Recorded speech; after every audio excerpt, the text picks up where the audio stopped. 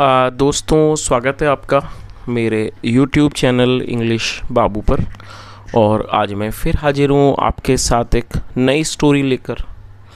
और दोस्तों, आज जो स्टोरी मैं आपके लिए लेकर आया हूँ ये एक शॉर्ट मॉरल स्टोरी है। बहुत ही प्यारी, मज़ेदार, अच्छी कहानी है।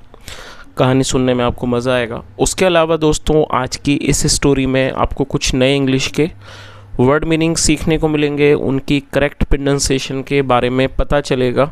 और हमेशा की तरह जो इसका ग्रामर का पार्ट है उसे बिल्कुल डिटेल में कवर करेंगे, तो एक एक स्ट्रक्चर को आप बड़ी आसानी से सीख पाएंगे।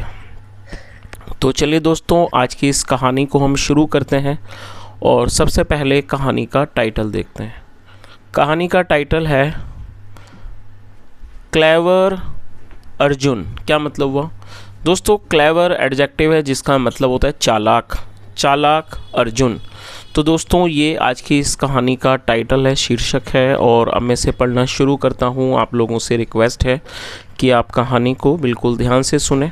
और यदि आज की कहानी में आपको कोई भी नया शब्द या फिर नया स्ट्रक्चर मिले तो आप उसको ज़रूर नोट करें। और यदि कहानी अच्छी लगे तो लाइक भी ज़रूर करें। तो चलिए इसको शुरू करते हैं। Once Arjun and his younger brother Karan were alone at home। क्या मतलब हुआ दोस्तों? ये जो वाक्य है ये एक पास्ट, सिंपल पास्ट का वाक्य है। सिंपल पास्ट का मतलब होता है जब हम पास्ट में कोई ऐसा वाक्य बनाएं जहाँ पर वॉज या फिर वर का इस्तेमाल हेल्पिंग वर्ब के रूप में किया जाता है, साथ में नाउन या फिर एडजेक्टिव को लेकर वाक्य बनाया जाता है। और दोस्तों, जब हम सिंपल पास्ट या सिंपल प्रेजेंट में कोई भी वाक्य बनाते हैं तो ऐसे वाक्यों में कभी भी वर्ब का इस्तेमाल नहीं किया जाता है। और इस तरह के जो वाक्य हैं उन्हें नो एक्शन सेंटेंस भी कहा जाता है। तो क्या अर्थ हुआ? वंस। वंस का मतलब होता है एक बार। एक बार अर्जुन और उसका भाई और उसका यंगर मतलब छोटा। एक बार अर्जुन और उसका, हिज मतलब उसका छोटा भाई करण वर अलोन अकेले थे एट होम घर पर। तो पूरी लाइन का क्या अर्थ निकला कि एक बार अर्जुन और उसका छोटा भाई करण घर पर अकेले थे। Their father was a police officer. और दोस्तों, ये जो वाक्य है ये भी एक सिंपल पास्ट का वाक्य है जहाँ पर वॉज या वर का इस्तेमाल किया जाता है। और जब हम सिंपल पास्ट में कोई वाक्य बनाएंगे और सब्जेक्ट वहाँ सिंगुलर नाउन होगा तब हमें वॉज का इस्तेमाल करना होगा। और THEIR इसको देयर पढ़ेंगे। देयर का मतलब होता है उनका, उनकी, उनके। जब कोई भी व्यक्ति या वस्तु एक से ज़्यादा लोगों से संबंधित होता है तो वहाँ पर देयर का इस्तेमाल किया जाता है। देयर मतलब उनका या उनके। Their father was a police officer. उनके पिता एक पुलिस अधिकारी थे।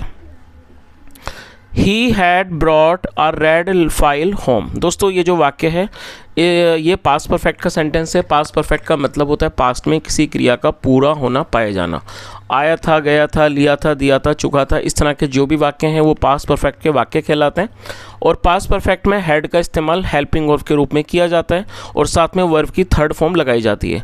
ब्रिंग मतलब होता है लाना, थर्ड फॉर्म में ब्रॉट। स्पेलिंग को आप नोट कर लीजिए, BROUGHT। क्या अर्थ हुआ?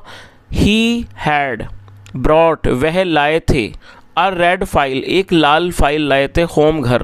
पूरी लाइन का क्या अर्थ निकला? He had brought a red file home. वह घर पर एक लाल फाइल लाए थे। It contained all the information about the notorious terrorist. क्या अर्थ हुआ? It content all the information. दोस्तों, ये जो वाक्य है ये पास्ट इंडेफिनिट का ही वाक्य है जहाँ सेकंड फॉर्म लगाई जाती है। कंटेन का मतलब होता है किसी वस्तु में किसी चीज़ का होना, और ये सेकंड फॉर्म है कंटेंट। और ये जो इट है वो फाइल के लिए यूज़ किया गया, इट कंटेंट। और ये एक प्रोनाउन है। प्रोनाउन का मतलब होता है ऐसा शब्द जो किसी नाउन की जगह पर इस्तेमाल किया जाए। तो ये प्रोनाउन है और इस इट को फाइल के लिए यूज़ किया गया है। It content all the information, इसमें सारी जानकारियाँ थीं। About the notorious terrorist, notorious मतलब कुख्यात, कुख्यात आतंकवादियों के बारे में इसमें सारी जानकारियाँ थीं। आगे देखिए। Arjun knew that the file was kept safely in the cupboard. Arjun new, दोस्तों ये पास्ट इंडेफिनिट का ही वाक्य है जहाँ सेकंड फॉर्म लगाई जाती है, आप इसे नोट करें। जब हम पास्ट इंडेफिनिट में अफर्मेटिव का वाक्य बनाएंगे तो सेकंड फॉर्म हमें इस्तेमाल करनी होती है। नो मतलब जानना, पता होना, सेकंड फॉर्म न्यू। अर्जुन जानता था दैट की द फाइल वॉज कैप्ट, की जो फाइल है उसे रखा गया था, रखी हुई थी सेफली, सुरक्षित रूप से, इन द कपबोर्ड के अंदर। तो पूरी लाइन का क्या अर्थ निकला कि अर्जुन जानता था कि फाइल कपबोर्ड में सुरक्षित रखी हुई थी। और दोस्तों ये जो वाक्य है देखिए यहाँ पर इस कैप्ट का इस्तेमाल किया गया। आमतौर पर ये जो शब्द है आप इसको जानते हैं, कीप की सेकंड फॉर्म है। और उसके अलावा दोस्तों ये एक एडजेक्टिव भी है, तो यहाँ पर इसको वर्ब के तौर पर प्रयोग नहीं किया गया, यहाँ पर इसे एक एडजेक्टिव के तौर पर प्रयोग किया गया। और कैप्ट का मतलब होता है रखा हुआ होना। तो इस तरह से पूरी लाइन का ये अर्थ निकला कि अर्जुन जानता था कि फाइल जो है वो कपबोर्ड में रखी हुई है। Arjun and Karan were playing when two terrorists got into their house and said, "Where is the red file?" क्या अर्थ हुआ? Arjun and Karan were playing. दोस्तों ये जो वाक्य है ये पास्ट कॉन्टिन्यूस का सेंटेंस है। पास्ट कॉन्टिन्यूस का मतलब होता है पास्ट में जब हम कोई ऐसा वाक्य बनाएं जहाँ पर रहा था, रही थी, रहे थे जैसे शब्द आए, तो ऐसे वाक्यों में वॉज या फिर वर्ब का इस्तेमाल हेल्पिंग वर्ब के रूप में किया जाता है। साथ में वर्ब की फोर्थ फॉर्म लगाई जाती है। वर्ब की फोर्थ फॉर्म का मतलब होता है आईएनजी फॉर्म। और जब हमारा सब्जेक्ट प्लूरल होगा उसके साथ वर्ब का इस्तेमाल किया जाता है। तो इस लाइन का क्या अर्थ निकला? Arjun and Karan were playing, Arjun और करण खेल रहे थे। वैन जब, two terrorist got into their house, जब दो आतंकवादी उनके घर में घुस गए। एंड सैड, और कहा, where is the red file. और दोस्तों ये सिंपल प्रेजेंट का वाक्य है। जैसे सिंपल पास्ट होते हैं उसी तरह से सिंपल प्रेजेंट होते हैं। और सिंपल पास्ट में वॉज या वर्ब का इस्तेमाल होता है और सिंपल प्रेजेंट में इज एम आर का इस्तेमाल हेल्पिंग वर्ब के रूप में किया जाता है। तो क्या अर्थ हुआ? वेयर मतलब कहाँ, where is the red file, लाल फाइल कहाँ है। चलिए आगे देखिए। Arjun was clever. और दोस्तों ये सिंपल पास्ट का ही वाक्य है। और जैसा मैंने आपको बताया सिंपल पास्ट में वॉज या वर्ब का इस्तेमाल करते हैं, साथ में नाउन या एडजेक्टिव को लेकर वाक्य बनाते हैं। अर्जुन वॉज क्लेवर, अर्जुन चालाक था। ही सैड, उसने कहा, the file is kept in the bedroom above the cupboard. तो उसने क्या कहा? The file is kept in the bedroom, जो फाइल है वो बेडरूम में रखी हुई है। अबव द कपबोर्ड, कपबोर्ड के ऊपर। I can't reach it, I can't reach it, मैं वहाँ तक नहीं पहुँच सकता। चलिए आगे देखिए। Both the terrorist got into the bedroom to get the red file. Get into का मतलब होता है कहीं पर घुस जाना, प्रवेश करना। और ये पास्ट इंडेफिनिट का ही वाक्य है जहाँ पर सेकंड फॉर्म लगाई गई है। Both the terrorist got into the bedroom, दोनों आतंकवादी बेडरूम में घुस गए। To get the red file, लाल फाइल को लेने के लिए। आगे देखिए। As they were searching for the file above the cupboard, Arjun quickly locked the door and called his neighbours. क्या अर्थ हुआ? As they were searching for the file above the cupboard. और दोस्तों दे का मतलब होता है वे या फिर वे लोग। जब सब्जेक्ट में एक से ज़्यादा लोग शामिल होते हैं तो वहाँ दे का यूज़ किया जाता है और ये एक प्लूरल नाउन है। तो क्या अर्थ हुआ? As they were searching for the file above the cupboard, और जब वे कपबोर्ड के ऊपर फाइल को ढूंढ रहे थे, सर्च फॉर मतलब ढूंढना, तलाश कर रहे थे। Arjun quickly locked the door, Arjun ने जल्दी से दरवाजे को बंद कर दिया, लॉक कर दिया। And called his neighbours, his मतलब अपने, एंड कॉल्ड हिज नेबर्स, और अपने पड़ोसियों को बुलाया, पुकारा। ही ऑल्सो फोन्ड हिज फादर। और दोस्तों देखिए PHONE फ़ोन का मतलब, फ़ोन ये एक नाउन है, उसके अलावा ये एक वर्ब भी है। फ़ोन का मतलब होता है किसी को फ़ोन करना, और यहाँ पर इसे वर्ब के रूप में ही प्रयोग किया गया है। और ये पास्ट इंडेफिनिट का वाक्य है तो फ़ोन की सेकंड फॉर्म फोन्ड को लगाया गया है। तो क्या अर्थ हुआ?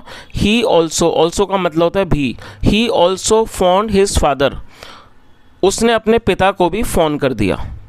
सून his father and police reached their house. क्या अर्थ हुआ? सून जल्दी ही, हिज फादर उसके पिता, and police reached their house, और रीच का मतलब होता है पहुंचना, और ये सेकंड फॉर्म है। जल्दी ही उसके पिता और पुलिस उनके घर पहुंच गई। आगे देखिए।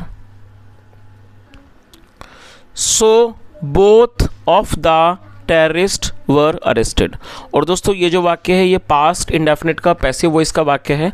जब हम पास्ट इंडेफिनिट में कोई भी पैसिव में वाक्य बनाएंगे तो वॉज या वर का इस्तेमाल हेल्पिंग वर्ब के रूप में किया जाता है, साथ में वर्ब की थर्ड फॉर्म का यूज़ किया जाता है। तो आप इस चीज़ को नोट करें, जब हम पैसिव में वाक्य बनाएंगे तब हमें वर्ब की थर्ड फॉर्म का यूज़ करना होता है। तो क्या अर्थ हुआ, सो इसलिए both of the terrorist were arrested, दोनों आतंकवादियों को पकड़ लिया गया, गिरफ्तार कर लिया गया।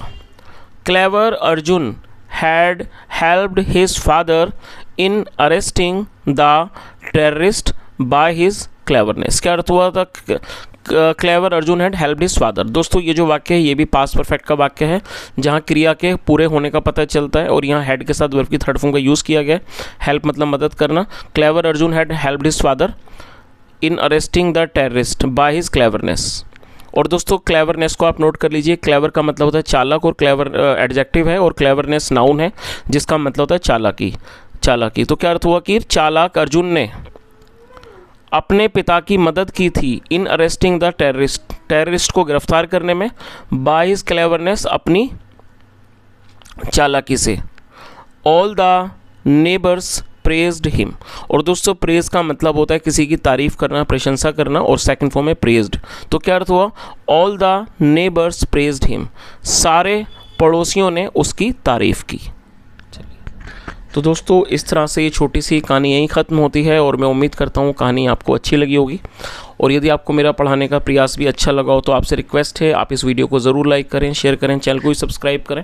And apart from this guys, if you have any type of valuable suggestion, any feedback, you can share with me, and you can also share your experience because it's been long time you have been watching my videos. So don't forget to share your valuable feedback about the channel, because what I want that you know whenever you come to this channel you should be able to learn a lot of things, whether it is vocabulary or grammar or translation. So don't forget to share your valuable feedback about this channel. Thank you so much for listening. Have a nice day and bye.